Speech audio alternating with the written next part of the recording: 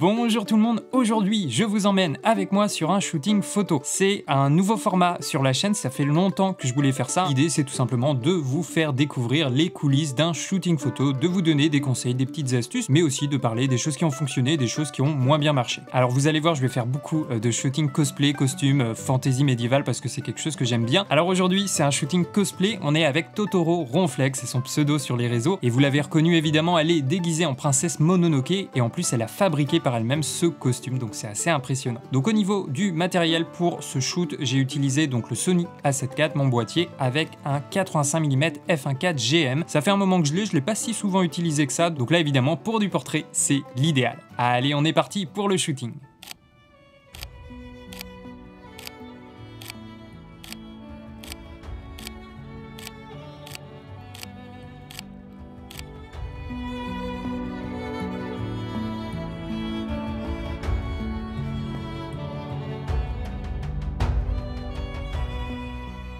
Vas-y, arrête-toi juste à l'arbre quand t'as posé la main, c'est pas mal. Tu peux regarder un peu. T'inquiète. Ouais, là, c'est super. Oh là là là là. Attends, je me rapproche un peu. En plus, t'as la lumière là qui se dessine sur la cape, c'est incroyable. Ouais, regarde, ouais, de l'autre côté. La lumière, elle est incroyable. Bah, tu poses trop bien, attends.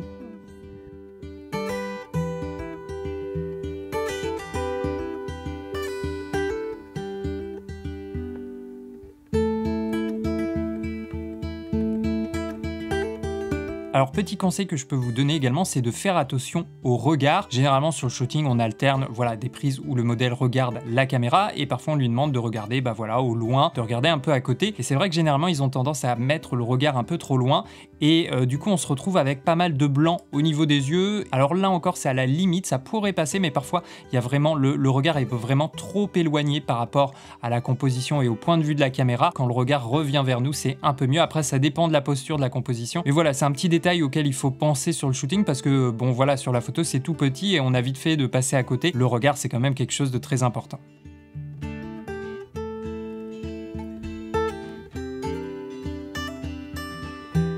Alors il y a une séquence que j'ai pas gardée finalement, c'est celle-ci. Alors je l'aimais bien sur le terrain parce que voilà, il y avait une petite botte de terre comme ça, donc ça permettait d'être un peu surélevé. Moi j'étais en contre-plongée, il y avait le soleil et donc ça me plaisait bien, mais là au final je trouve que en fait il y a trop de flair. Parfois c'est intéressant, mais quand le flair est trop marqué, alors là il y a pire, mais bon voilà, comme on a le soleil quasiment dans le plan, on a quand même un flair assez présent et du coup on va avoir un peu de la bouillie au niveau du visage, au niveau des cheveux. Alors ça se travaille, tu vois, par exemple là j'avais essayé de retravailler le plan. Tu vois, ça c'est sans la retouche et ça c'est avec la retouche. Donc on peut réussir à récupérer des infos, mais au final j'ai pas trop gardé cette séquence parce que voilà, je trouvais qu'elle était pas si bien que ça. Par exemple là, tu vois, j'ai pu contrôler le flair, mais on a également un peu d'image fantôme et on a une partie un peu de magenta sur le visage. On pourrait tenter de le corriger, mais voilà, c'est beaucoup d'ennui pour pas grand chose. C'est juste pour dire que le contre-jour c'est bien, mais éviter peut-être la plupart du temps de mettre le soleil dans le champ, ou alors il faut vraiment l'assumer et partir sur quelque chose de très sombre, parce que sinon c'est assez compliqué de travailler un visage s'il y a du flair et des images fantômes dessus. Après j'avais tenté voilà, un point de vue un peu différent, de mettre un avant-plan parce que je trouvais que ça manquait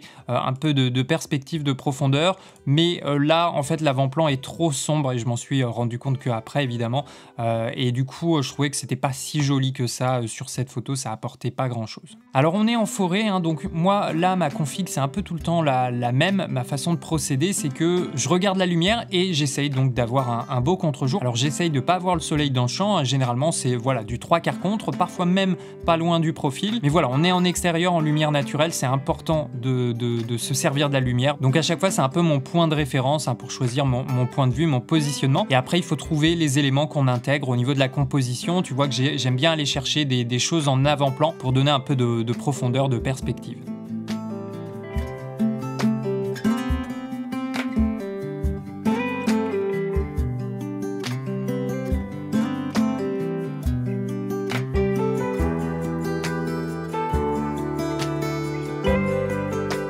Donc Donc là encore une fois du backlight, hein, je trouve que c'est vraiment ce qui permet d'avoir un beau contraste. On a la lumière qui sépare le sujet de l'arrière-plan. On a shooté le matin, mais on a commencé vers 10h, là il devait être peut-être 10h30, bientôt 11h, donc le soleil monte quand même assez rapidement. Donc voilà, là à chaque fois j'essaye de faire attention qu'il n'y ait pas trop de flair, pas trop d'images fantômes, juste ce qu'il faut. Et je vais chercher mon contre-jour tout en autofocus. Avec la 7.4, il n'y a pas trop de soucis à se faire.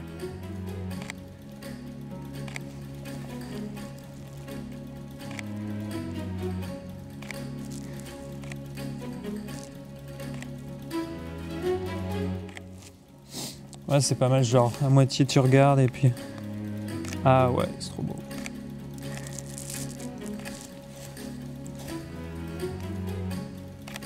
Vas-y, regarde l'objectif.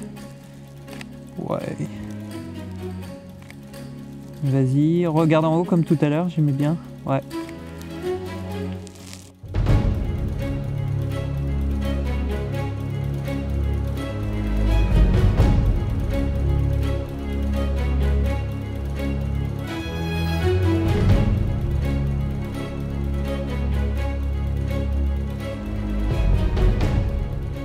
Ça m'évitera de la ressalir en post-production comme ça.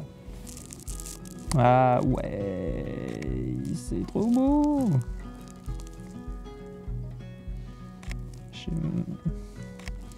Limite, je saurais même pas quoi faire en retouche parce que la lumière est juste trop belle. Ouais, si tu regardes par là, c'est trop cool.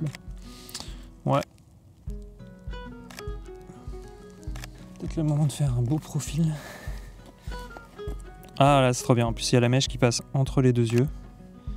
C'est juste trop beau. Alors au niveau du point, là, on peut voir qu'il a eu du mal en fait à trouver les yeux. À chaque fois, il prenait plutôt juste les mèches de cheveux devant. Pourtant, le collimateur était au bon endroit. On a quand même un très bon autofocus. Mais comme là, on manque un petit peu de séparation, de contraste à cet endroit-là, bon bah là, il a eu un peu du mal et ça me l'a fait assez régulièrement. Et comme la mise au point est très fine, tu peux voir que là, dès que c'est sur la mèche de cheveux qui est juste devant les yeux, pourtant, bah là, c'est totalement flou. Alors progressivement, il m'a ramené le point au bon endroit. Là, c'est un peu mieux. Et en fait, moi, celle que j'ai sélectionnée, je crois que c'était la meilleure du lot. Voilà, on a le point qui est pas très loin. Voilà, on a le point qui est quasiment sur le premier œil. Il est peut-être légèrement devant. En dézoom, pour cette photo, je trouve que ça passe. Mais voilà, en fait, le 85 mm, c'est pas mal. Je l'aime bien l'utiliser en plan large, en plan américain, plan taille, pas de souci. Mais dès qu'on va arriver sur du plan plus resserré, donc plan poitrine ou gros plan, là, je recommande peut-être de fermer un petit peu l'ouverture. Alors après, ça dépend de la composition, du positionnement du modèle, mais sur des choses un petit peu trois quarts comme ça ou légèrement de profil, il faut faire vraiment attention que le point soit bien sur l'œil et pas sur la mèche de cheveux, la joue ou voire même les cils, parce que parfois ça suffit à avoir un point mou sur les yeux. Et ça, en fait, on s'en rend pas forcément compte à la prise de vue. D'ailleurs, il faut bien penser de temps en temps à zoomer sur ces images, sur son boîtier pour vérifier que le point est net et au bon endroit.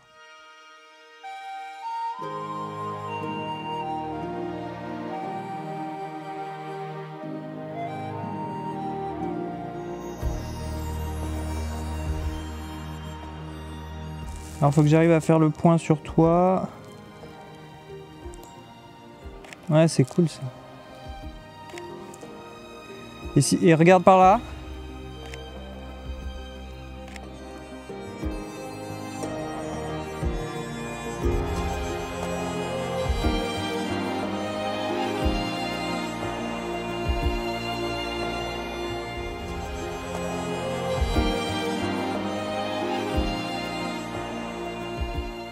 Alors ce que je peux vous donner également comme conseil, eh bien, c'est de se déplacer, de bouger. Ce qui est bien avec une focale fixe, c'est que bah voilà, on n'a pas de zoom, donc si on veut une valeur de plan différente, il faut avancer ou se reculer. Et c'est comme ça aussi qu'on va trouver une meilleure composition, un angle de prise de vue plus intéressant. Tu peux voir que j'aime bien aussi aller chercher, voilà, mettre des plantes, des branches, avoir une présence en avant-plan. Et c'est même pas grave si c'est quasiment au milieu de la photo parce que on est sur une très grande ouverture, hein, donc ça sera flou quoi qu'il arrive. Mais voilà, c'était pour éviter d'avoir un aplat, surtout quand là il n'y a pas forcément de perspective derrière, on a un décor qui est juste derrière le modèle, donc la profondeur elle se travaille pas que en arrière-plan mais également au premier plan.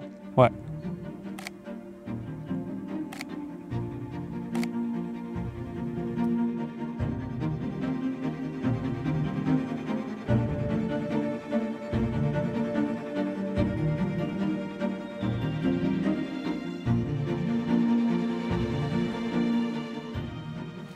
Si on va par là, est-ce que j'arrive à te voir ou pas? Le truc il va tomber. Ah, c'est trop beau de profil comme ça, ouais. Tourne les... Ouais, voilà, c'est ça, exactement. J'ai même pas eu le temps de dire la consigne. Regarde un peu vers le haut. Ouais, trop beau.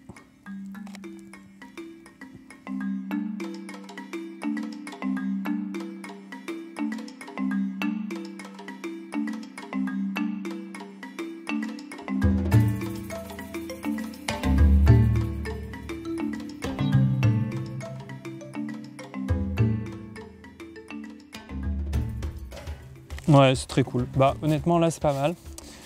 C'est pas mal. On va tenter de te faire grimper là. Oh là là là là, c'est trop stylé. Ah ouais là. Genre tu surveilles au loin, voilà, comme ça. Tu essayes d'être effrayante. C'est tellement stylé. Vas-y. Ouais, c'est trop stylé. J'ai fait du large, je me rapproche un peu. Il y a de la lumière là? Tu peux. Ouais, pose-le sur ton front, juste au-dessus comme ça. Ouais.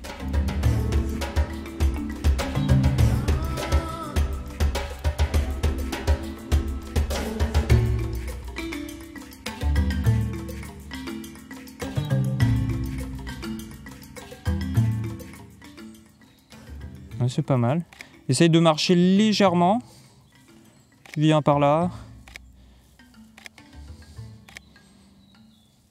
Ah, c'est pas mal, ouais, genre avec la pointe de pied, genre tu tâtes le terrain, tu sais. Ah bah voilà, bah c'est pour ça. J'ai senti que c'était bien naturel.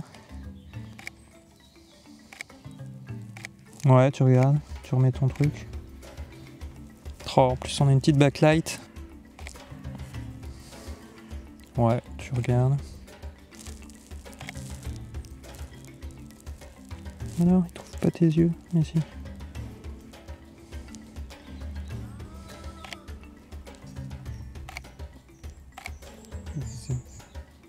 Oh là là, c'est trop beau. Ouais, continue de regarder.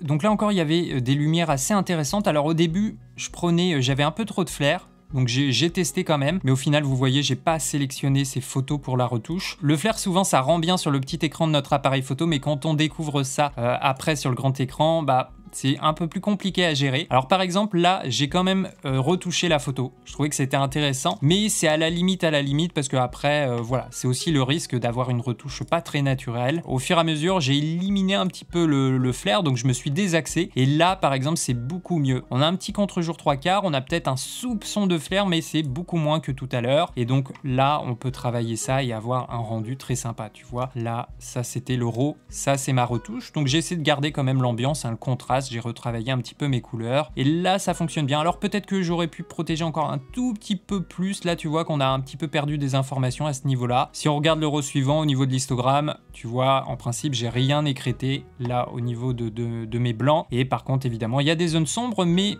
on est pas mal. On va dire qu'on peut retrouver des informations à la fois dans les tons sombres, tout en gardant également le contrôle sur nos hautes lumières.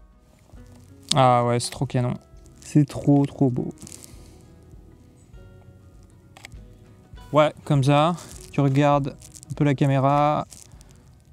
Là, on a une scène, je te raconte pas.